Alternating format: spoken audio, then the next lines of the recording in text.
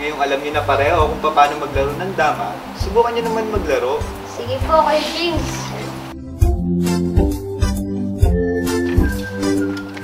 Kuya James, saan at kailan po ba nagsimula ang dama? Ang dama ay kahalintulad din ng larong checker na kilala sa ibang bansa. Ito rin ay tinatawag na Filipino chess. Kung saan at kailan ito nagsimula, yan ang ihatid namin sa inyo sa aming pagbabalik. O sige, tuloy niyo na ang paglalaro niyo.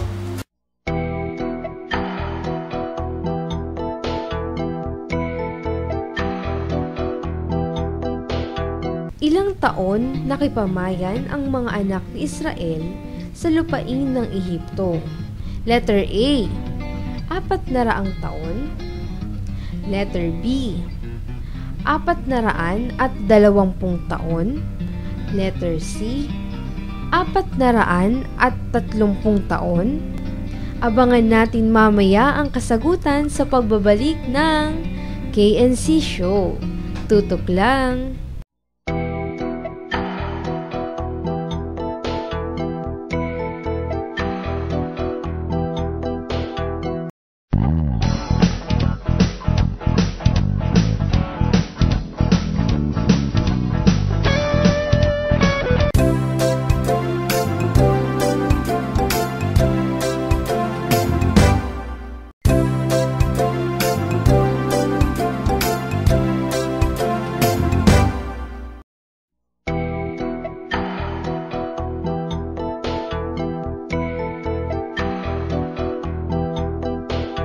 Ilang taon nakipamayan ang mga anak ni Israel sa lupain ng Ehipto.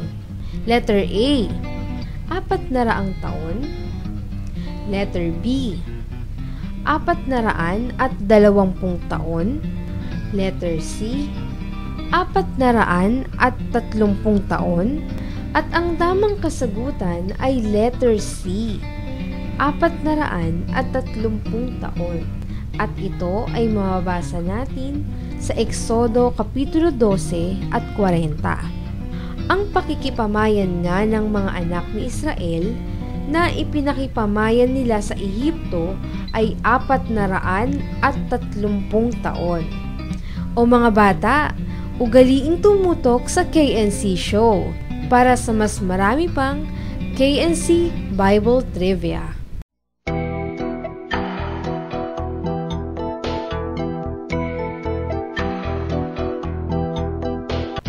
Dama ay isang sikat na tradisyonal na laro sa ating bansa.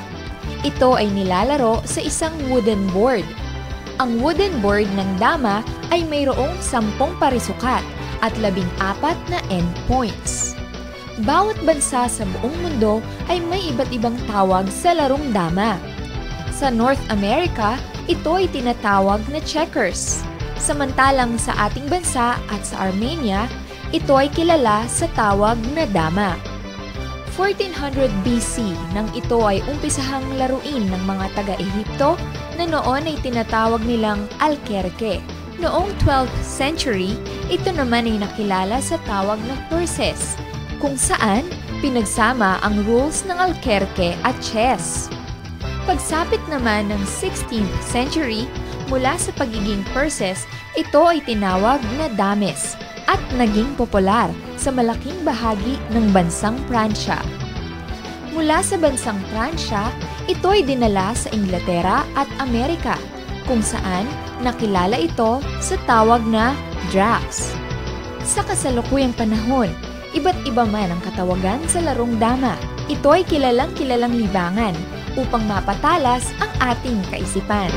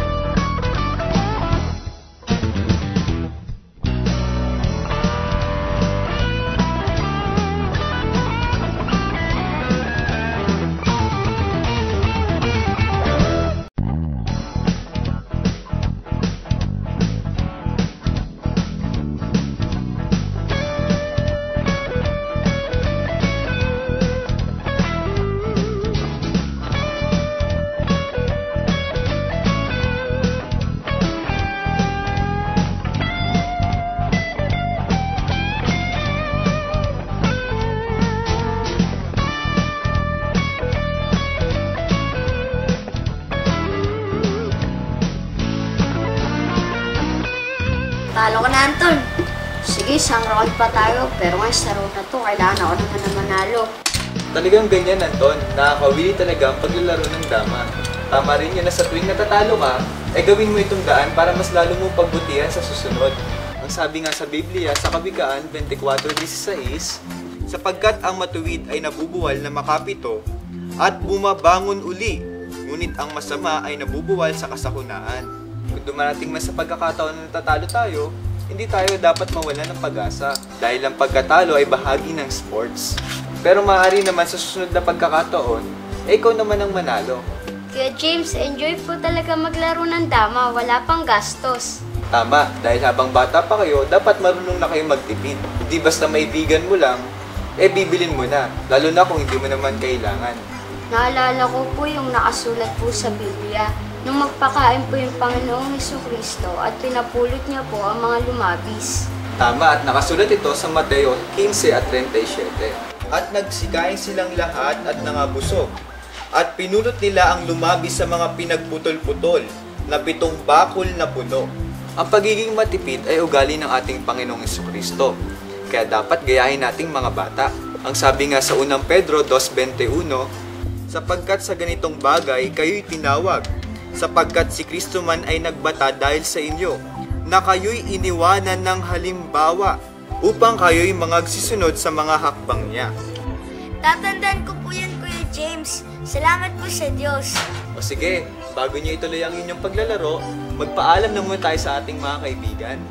Hanggang sa susunod na Webes, samahan niyo uli kami para sa iba pang sports. Alas 4 po ng hapon, dito lang po sa UNTV. At mula Lunes hanggang Biyernes, lagi niyo pong samahan ang programa na nag-aatid sa atin ng karunungan at saya. Ang nag-iisang Bible-based kiddie show on TV ang Kawan ng Portero! Paalam!